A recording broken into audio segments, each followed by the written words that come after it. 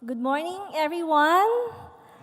Magandang umaga po sa ating mga educators, our heroes. And for all of you who traveled from other countries to attend this convention, a warm welcome to our beautiful country, the Philippines. Yeah, so I am Elaine de Velez, and I'm from Front Learners. We really would like to thank Global Peace Foundation for coming up with this very noble forum to allow us to share and exchange ideas about learning for a purpose and reshaping what it really means to educate today. For us at Front Learners, it brings fond memories when we were just starting, when Front Learners was just an idea 3 years ago. 3 years ago, we embraced the belief that quality and affordable education can be made accessible to many Filipino learners through the help of technology. And so, really, why is access to quality education very important? This is the reason why. Every year, 24 million Filipino elementary and high school students go to school. 1/4 of our population. These are our future, and we need to give them the best support we can give them. As educators, as parents, as advocates, they need our support. Now, the recent study from the World Economic Forum showed, however, that the Philippines still has a lot of catching up to do. As a country, from our primary, secondary, and tertiary, we rank 53rd among 138 countries who participated in the study. Our own measures, the Department of Education's National Achievement Test scores, are showing that our students' performance has plateaued over the past 10 years. The average for elementary is 70 and high school 54 versus the target of 75 mean performance score. And so the question that we ask ourselves, how can we help? What can we do? And so at Front Learners, we searched long and hard, went through a lot of scholarly studies on what can be a basis or a framework that we can use to guide our advocacy. Two studies stood out. One is Bloom's Two Sigma study, done in 1984. What he found out is that in a normal class scenario wherein you have one teacher with many students with minimal or nil interaction, the effectiveness is only 50%. What does this graph tell us? 50% of the students understand, but 50% probably did not understand the lesson. So it challenges us, is there something that we can do about this?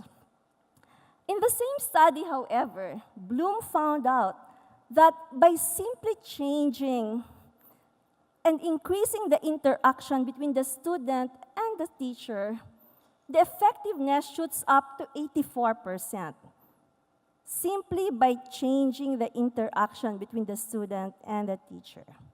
And that is what he called the mastery learning method. I know for most of you who are educators, this is nothing new. This is what you do day in and day out. We engage the students with the lesson, we give them quizzes, sit-works, we discuss, we do activities, and we give tests. Yes, this is effective, simple in concept. But the challenge is, how can we implement mastery learning in a sustainable manner? Imagine a class wherein you have one teacher, 40 students.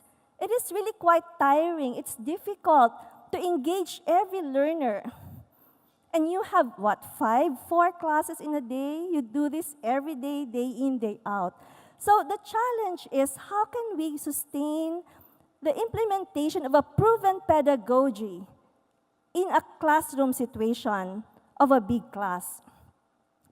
And so we at Front Learners, we came up with a solution. What we did is we developed the blended box, which is a simple, effective, and affordable solution. This is the box that I was telling you, and if I might just open it just to show how simple it is. This is it. In this box, it contains thousands of e-learning lessons, e-learning quizzes that are aligned with the latest DepEd K-12 curriculum. So we looked at the latest DepEd K-12 curriculum, at the competency targets. So for every learning competency target, we have an e-lesson and an e-quiz, which teachers and students can readily use in their classrooms. And while this is e-learning, using the latest e-learning technologies, it works even without the internet. So we have been into e-learning for almost 2 decades, and that is one thing that we have really discovered. The internet access still has some way to go, and so we have to not rely on the internet solely to make e-learning effective. And because we truly believe that quality, affordable education should be accessible to many, we are charging only a minimal fee for this from private schools. But we are offering it absolutely free to any advocacy and to all public schools who are willing to partner with us. In fact, Global Peace Foundation has been one of the very first believers that this solution can possibly work. So thank you, Global Peace Foundation, for your support and for embracing the belief that we indeed can make an impact through the help of technology. So let me explain a bit. So I spoke before about mastery learning method. We are not changing any pedagogy because this is proven, Bloom's mastery learning. What we are just doing is blending it with technology. If you will look at the graph there, the teacher is still there. We can never replace a teacher. What we're espousing is that teacher and technology combine to make learning more effective.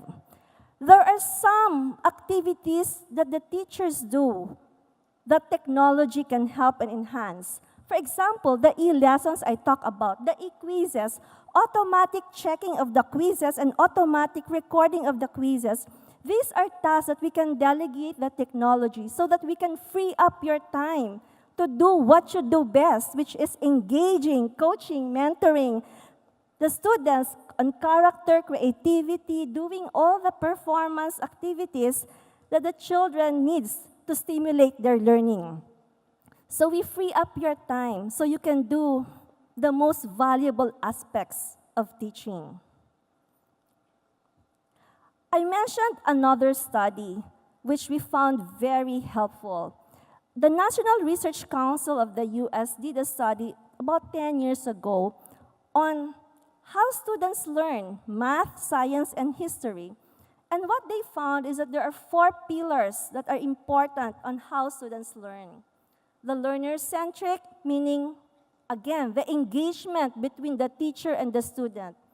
Knowledge-centric, meaning providing kids with the latest factual knowledge.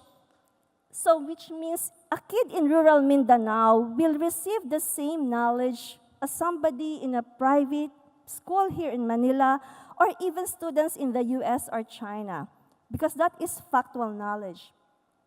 The third is learner-centric. It is very important to develop the metacognitive skills of children, for them to know what they don't know so that they can do something about it and take ownership of their own learning. That is very important. And of course, the community-centric, which means, again, our help as parents, advocates, teachers, so that we can continuously monitor their progress and provide the right interventions. So these are the 4 key pillars on how students learn. And again, we have found that e-learning or technology has ways to enhance us in making these pillars work. Okay, now fast forward 3 years, which means today. How have we impacted learners? And I'm really glad to show you some pictures, which are actually results of the accomplishments we've had since the time we started spreading front learners blended learning. This is a school here in Quezon City, courtesy of Teach for the Philippines, because we partner with many advocacies. We have more engaged students in math, and usually math is a subject that kids try to avoid. This is very unexpected. Helping the blind study, because our e-learning is multimedia. It has sound, so even blind learners can benefit from e-learning.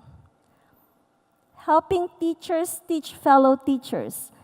With e-learning, you can multiply the knowledge because sharing is so easy. Again, another evidence of teachers teaching themselves. And more importantly, the last milers in education. Through our partnership with Samsung Smart Classroom and Global Peace Foundation through the All Lights Village project and the Department of Education, we were able to reach our Aita children, wherein we have to cross 13 rivers and 2 mountains to reach their village.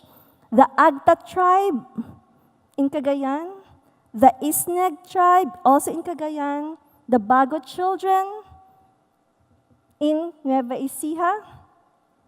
And so, not only that, even the best learners in our country, the Philippine Science High School system, is also embracing e-learning through the help of front learners.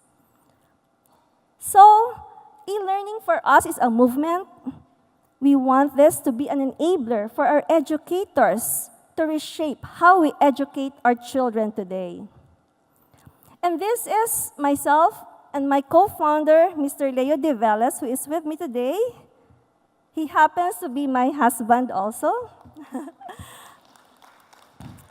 We are not educators by profession. I am a chemist, Leo is an engineer, but because we were products of good education, we were recipients of government scholarships when we were 13 years old, and we've seen how it opened up opportunities for us and how it changed our lives forever. Now we are 53 years old. It is our time to change the lives of children out there through our blended learning.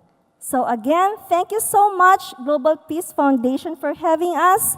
And I would have loved the opportunity to interact with all of you after this session. Thank you, and mabuhay tayong lahat.